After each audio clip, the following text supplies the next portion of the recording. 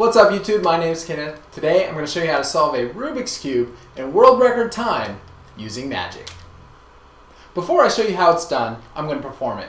First you got to pull out your trusty Rubik's Cube and you're going to want to begin talking with your audience. You're going to remind them what makes a Rubik's Cube so hard to solve. Tell them that the point of the cube is you want to get the stickers to match up so that each side has its own color. And the only way you can do that is start turning the cube. But for most people, when they start turning the Rubik's Cube, they quickly realize that the task seems impossible. But for a magician, all you have to do is toss the cube in the air, and the cube is solved. It's as easy as that. Then you can scramble the cube up and give it back to your audience. So let me show you how it's done. This trick requires a little bit of setup, and you'll need a cube like this one, and you'll see it has a blue side, a red side, a green side, an orange side, and a yellow side. But have a look at the white side. You'll see that the white side has been tampered with, and this is a bogus cube and it cannot be solved.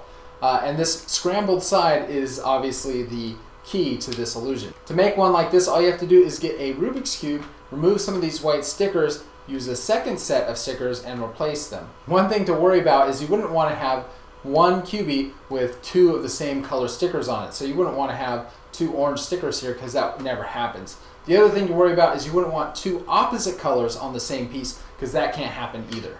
To complete the setup, you're going to want to perform some setup moves on the cube. And I always do clockwise, and I start with the blue side, and I do blue, orange, green, red, and yellow. And now the cube is set up and you're ready to perform the trick. So when performing, you want to keep the white side facing your audience, and you want to undo the setup moves. So the setup moves, I only did clockwise, so now I just reverse those, and we start with yellow counterclockwise, then red, green, orange, and blue. Now I keep the white side facing the audience so that they can't see that the cube is solved.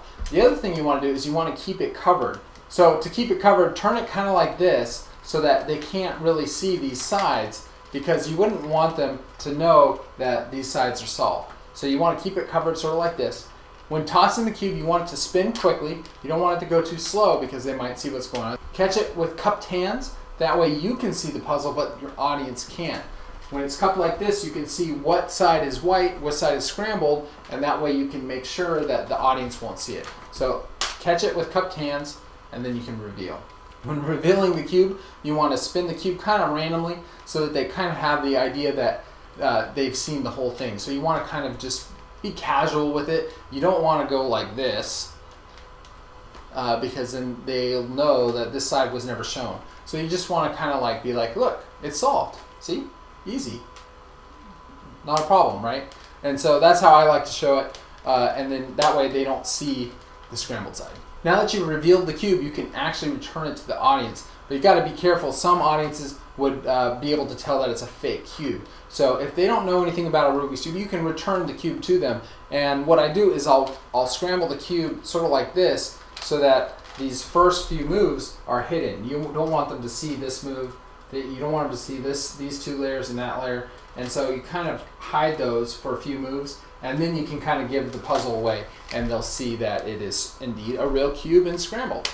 So that's the trick, but let me give you guys a few tips. First, you definitely want to practice this one. You want to be really comfortable with the toss. Also, you want to memorize those setup moves so you don't have to look at the cube when you're doing it. The second tip is don't show it to speed cubers. Speed cubers know a lot about the cube, and they'll be able to point out what happened in this trick. And they're very vocal about it. They'll want to tell everybody, and so that'll ruin it. You don't want to show a speed cuber. The third tip is you only want to do it once. You don't want to keep showing it to the same person. They'll know what's going on, and they'll be really excited to tell everybody how you did it. So do it once, don't show a speed cuber, and practice. So that's pretty much it. Thanks guys for watching this video. Go out and give it a try. Let me know how it went. I do come out with new videos at least every other weekend, so stay tuned for the next video. Thanks guys for watching, and of course, have a great day.